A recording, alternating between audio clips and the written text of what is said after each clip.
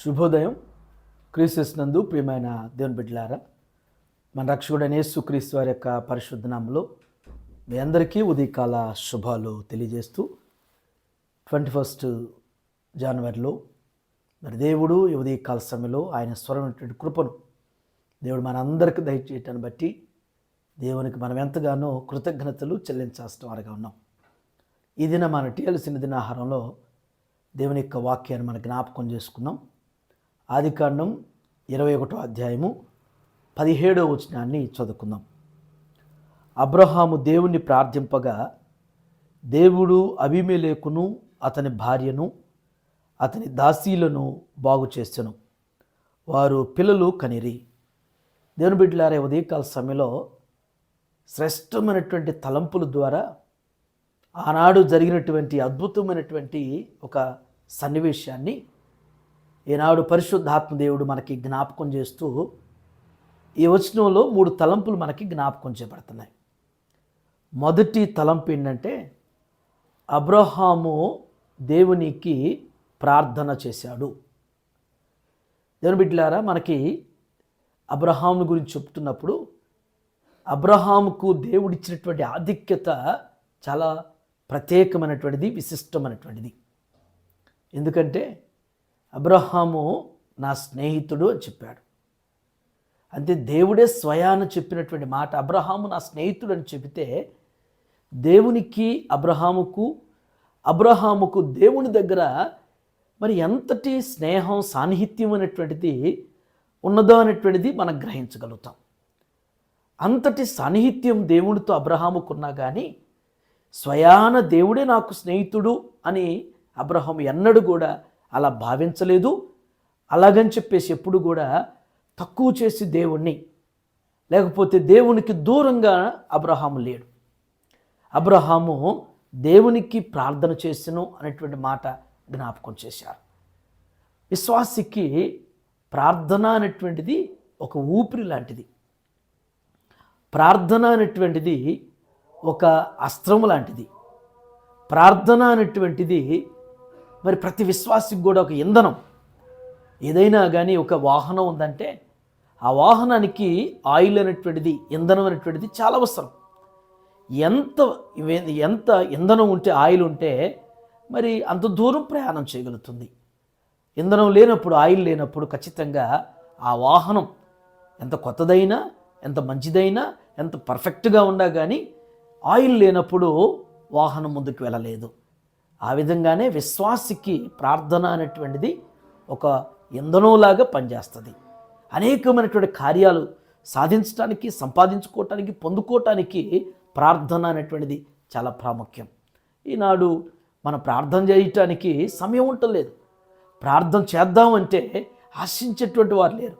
ప్రార్థన అనే దానికి ప్రత్యేకత, ఆ ప్రాముఖ్యతను గుర్తించలేనటువంటి వారు ఎంతసేపు మాట్లాడకటానికైనా, ఎంతసేపు వినటానికైనా ఇష్టపడుతున్నారు, కానీ మోకరించి ప్రార్థన చేయటానికి ఇష్టపడేటువంటి వారు, ఇష్టపడేటువంటి తరం అనేటువంటిది లేనటువంటి పరిస్థితిలో ఉన్నాం. భక్తులైనటువంటి వారు తక్కువ మాట్లాడారు, ఎక్కువ ప్రార్థన చేశారు.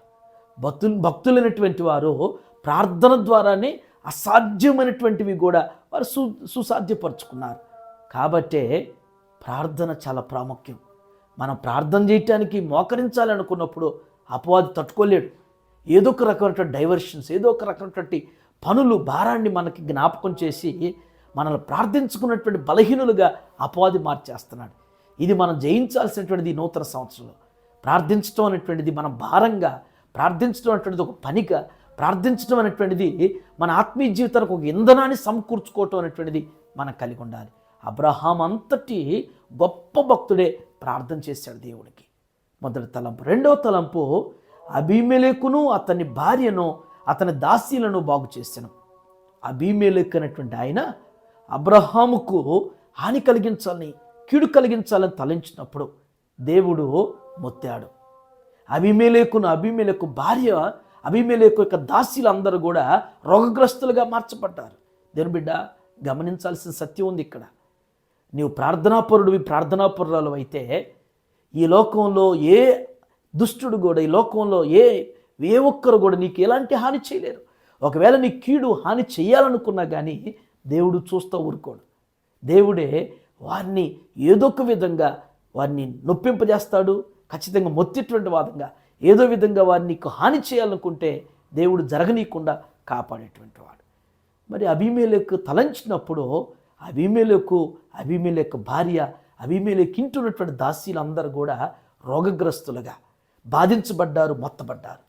మరి దేవుడు మరలా తిరిగి అబ్రహాం ప్రార్థన చేశాడు వారి కొరకు. అయ్యా, అబీమెలెకును క్షమించమని, అబీమెలెకు ఇంటి వారిని క్షమించమని ప్రార్థన చేసినప్పుడు దేవుడు ఆ ప్రార్థన ఆలకించాడు. మూడవ గొప్ప కార్యం ఏంటంటే, అబీమెలెకు భార్య, అబీమెలెకు యొక్క ఆ దేశంలో ఉన్నటువంటి దాసీల యొక్క గర్భాలు మూయబడ్డాయి. ఇక వారికి బిడ్డలు కూడా పుట్టినటువంటి పరిస్థితిలో గర్భాలు మూయబడ్డాయి. ఇక్కడ గ్రహించాల్సిన మూడో సత్యం ఏంటంటే, మూసేది ఆయనే, తెరిచేది ఆయనే. మన ప్రభువుకి అంతటి అధికారం ఉంది. ఆయన ఒక గర్భాన్ని మూయగలడు, ఒక గర్భాన్ని తెరవగలడు.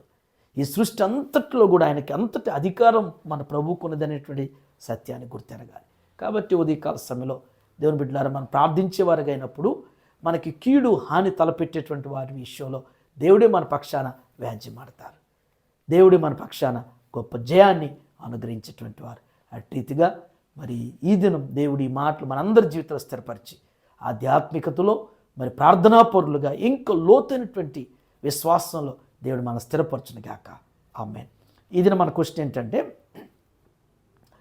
అబీమెలెకు ఎవరు? ఈ అబీమెలెకు అనేటువంటి ఆయన ఎవరు అనేటువంటిది మన టీఎల్ఎస్ యూట్యూబ్ ఛానల్ కామెంట్ బాక్స్లో మీరు ఆన్సర్ను పోస్ట్ చేయాల్సింది మనం చేస్తున్నాం. ప్రార్థన చేసుకుందాం. మహోన్నతుడి తండ్రి, కృపగల నాయన, జిమ్గల మా రక్షక, మీకు వందనాలు. ఈ ఉదయం నాయన శ్రేష్టమైనటువంటి ఆధ్యాత్మికమైనటువంటి ఒక కోణ తలంపుతో మాతో మీరు మాట్లాడేందుకు వందనాలు ప్రభా. అబ్రహాం అంతటి గొప్ప భక్తుడే, అబ్రహాం అంతటి ఆత్మీయుడే నా ప్రభా. అయ్యా, ప్రార్థించు వచ్చినని మీ లేఖనాలకు జ్ఞాపకం చేయబడింది. మేము కూడా నా తండ్రి ప్రార్థన యొక్క ప్రత్యేకతను, ప్రాముఖ్యతను నా ప్రభా మేము తెలుసుకున్న తండ్రి, ప్రార్థించగలిగినటువంటి వారుగా ప్రార్థనాత్మను, ప్రార్థన శక్తిని మా అందరికి దయచేయండి. అయ్యా, ప్రార్థన ద్వారానే సమస్తం జరుగుతాయని, ప్రార్థన ద్వారానే శత్రువుని జయించగలుగుతామని, ప్రార్థన ద్వారానే మా అక్కర్లను తీర్చబడతాయనేటువంటి ఒక గొప్ప సత్యాన్ని మరొక పర్యాయం మాకు బయలుపరిచినందుకు, మాకు తేటతెల్లపరిచినందుకు మీకు వందనాలు చెల్లిస్తున్నాం తండ్రి. అబీమెలెకు నాయన ఏ రీతిగా నా తండ్రి ఆ పరిస్థితిలో ఉన్నప్పుడు నా తండ్రి అబ్రహాం ప్రార్థన చేస్తే మోయబడినటువంటి గర్భాలు నాయన ఏ రీతిగా తెరవబడ్డాయి నా తండ్రి. అయ్యా, ఈ ఉదయకాల టీయాల్సినది నాన్న చూస్తున్న ప్రతి బిడ్డను, ప్రతి కుటుంబాన్ని జ్ఞాపకం చేసుకోండి. అయ్యా, మాకు వ్యతిరేకంగా ఉన్నటువంటి బిడ్డలను కూడా జ్ఞాపకం చేసుకోండి.